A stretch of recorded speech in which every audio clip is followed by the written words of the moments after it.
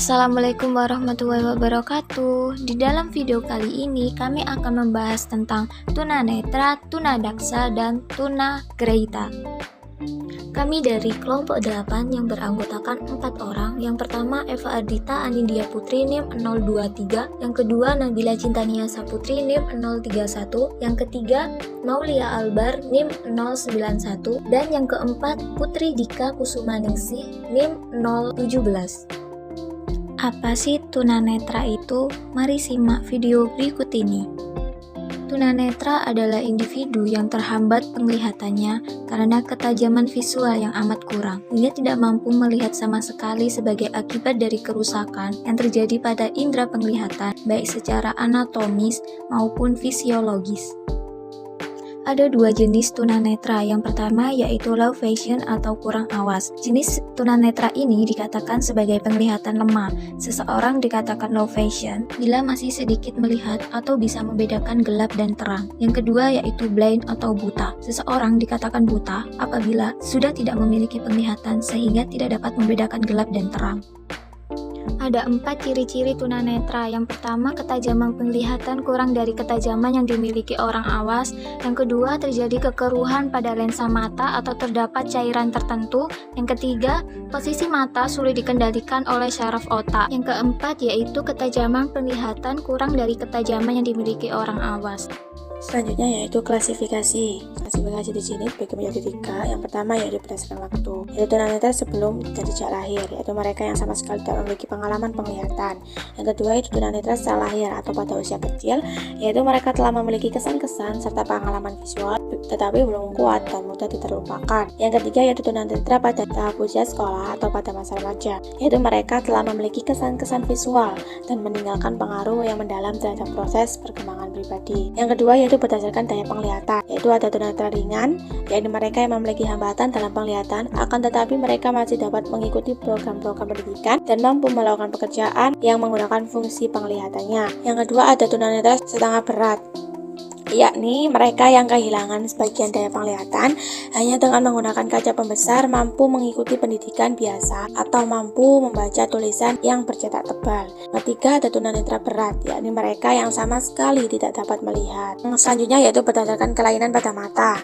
Yang pertama ada miopia, yaitu penglihatan jarak dekat, bayangan tidak terfokus dan jatuh di belakang retina. Yang kedua yaitu hipertropia, yaitu penglihatan jarak jauh, bayangan tidak terfokus dan jatuh tepat di retina. Yang ketiga yaitu astigmatisme, yaitu penyimpangan atau penglihatan kabur yang disebabkan karena ketidakberesan pada kornea mata atau pada permukaan lain pada bola mata sehingga bayangan benda baik pada jarak dekat maupun jarak tidak terfokus jatuh pada retina. Selanjutnya, anak tunadaksa sering disebut dengan istilah anak cacat tubuh, cacat fisik, dan cacat ortopedi. Anak tunadaksa dapat didefinisikan sebagai penyandang bentuk kelainan atau kecacatan pada sistem otot, tulang, dan persendian yang dapat mengakibatkan gangguan koordinasi, komunikasi, adaptasi, mobilisasi, dan gangguan perkembangan keutuhan pribadi. Terdapat 3 faktor penyebab tunadaksa, yaitu yang pertama ada faktor prenatal seperti faktor genetik dan kerusakan pada sistem saraf pusat. Yang kedua, faktor neonatal, mengalami kendala saat melahirkan seperti kesulitan melahirkan, bentuk pinggul ibu yang terlalu kecil, pendarahan pada otak saat kelahiran, kelahiran prematur, dan lainnya. Yang ketiga yaitu postnatal, seperti penyakit seperti meningitis, radang otak, influenza, difteria, dan pertusis, atau mengalami benturan keras di bagian kepala dan terjatuh dari tempat yang tinggi. Sistem penggolongan atau klasifikasi. Penggolongan anak tunadaksa bermacam-macam. Menurut derajat kecacatannya, cerebral palsy diklasifikasikan menjadi yang pertama ringan, dengan ciri-ciri yaitu dapat berjalan tanpa alat bantu, bicara jelas, dan dapat menolong diri. Yang kedua sedang, dengan ciri-ciri membutuhkan bantuan untuk latihan berbicara, berjalan, mengurus diri, dan alat-alat khusus. Yang ketiga berat, dengan ciri-ciri yaitu membutuhkan perawatan tetap dalam ambulasi, bicara, dan menolong diri. Sedangkan menurut letak kelainan di otak dan fungsi geraknya, cerebral palsy dibedakan atas. Yang pertama yaitu spastik, dengan ciri seperti terdapat kekakuan pada sebagian atau seluruh ototnya. Yang kedua yaitu dyskinesia, yang meliputi atetosis atau penderita memperlihatkan gerak yang tidak terkontrol. Rigid atau kekakuan pada seluruh tubuh sehingga sulit dibengkokkan. Tremor yaitu getaran kecil yang terus-menerus pada mata, tangan, atau pada kepala. Yang ketiga yaitu atasia atau adanya gangguan keseimbangan, jalannya gontai,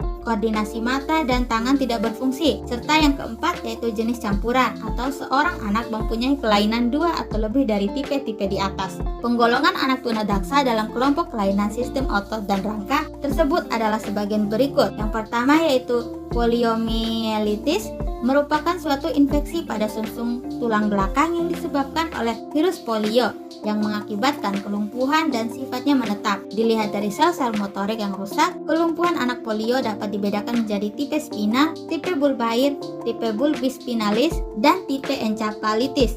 Yang kedua yaitu muscle dystrophy, yaitu jenis penyakit yang mengakibatkan otot tidak berkembang karena mengalami kelumpuhan yang sifatnya progresif dan simetris. Penyakit ini ada hubungannya dengan keturunan. Yang ketiga yaitu spina bifida, merupakan jenis kelainan pada tulang belakang yang ditandai dengan terbukanya 1 atau 3 ruas tulang belakang dan tidak tertutupnya kembali selama proses perkembangan. Tunagrahita adalah sebutan bagi orang-orang dengan kemampuan intelektual dan kognitif yang berada di bawah rata-rata dibandingkan orang pada umumnya. Kondisi ini biasanya terdeteksi sejak masa kanak-kanak, tetapi bisa pula muncul ketika dewasa. Anak dengan tunagrahita dapat dikenali dari proses berpikir dan belajar yang lebih lambat dibandingkan anak-anak lain seusianya. Tak hanya itu, seorang anak tunagrahita juga kurang cakap dalam mempraktikkan keterampilan saat menjalani kegiatan sehari-hari secara normal. Terdapat beberapa faktor yang dapat menyebabkan seorang anak atau individu mengalami tunagrahita. Faktor genetik. Faktor genetik penyebab terjadinya tunagrahita adalah 1. Kerusakan atau kelainan biokimiawi. Yang kedua yaitu abnormalitas kromosomal. Anak tunagrahita yang lahir disebabkan oleh faktor ini pada umumnya adalah sindroma Down atau sindroma Mongol dengan IQ antara 20 sampai 60. Rata-rata mereka memiliki IQ 30 sampai 50. Prenatal. Faktor ini berupa infeksi virus rubella dan faktor rhesus yang menyerang ibu saat dalam kondisi hamil. Natal. Retardasi mental yang disebabkan oleh kejadian yang terjadi pada saat kelahiran adalah luka-luka pada saat kelahiran, sesak napas, dan lahir prematur. Postnatal. Penyakit-penyakit akibat infeksi misalnya meningitis, radangan pada selaput otak, dan problema nutrisi yaitu kekurangan gizi misalnya kekurangan protein yang diderita bayi dan awal masa kanak-kanak dapat menyebabkan tunagrahita. Faktor sosiokultural. Sosiokultural atau sosial budaya lingkungan dapat mempengaruhi perkembangan intelektual manusia. Ciri-ciri anak tunagrahita yang dapat dikenali ada 9. Yang pertama yaitu terlambat atau sulit berbicara. 2. Kemampuan duduk, merangkak atau berjalan yang lambat. 3. Sulit memahami peraturan. 4. Sulit mengingat sesuatu. 5. Terlambat dalam menguasai keterampilan sehari-hari, misalnya pergi ke toilet atau berpakaian sendiri. 6. Sulit memahami akibat dari sebuah tindakan. 7. Mengalami masalah perilaku, seperti tantrum yang meledak-ledak. 8. Sulit untuk berpikir logis. 9. Sulit memecahkan masalah. Klasifikasi anak tunagrahita. Tunagrahita ringan mampu didik. Tingkat kecerdasannya IQ mereka berkisar 50 sampai 70. Mempunyai kemampuan untuk berkembang dalam bidang pelajaran akademik. Penyesuaian sosial dan kemampuan bekerja. Mampu menyesuaikan lingkungan yang lebih luas. Dapat mandiri dalam bermasyarakat. Mampu melakukan pekerjaan semi terampil dan pekerjaan sederhana. B. Tunagrahita sedang, mampu latih. Tingkat kecerdasan IQ berkisar 30 sampai 50. Dapat belajar keterampilan sekolah untuk tujuan fungsional.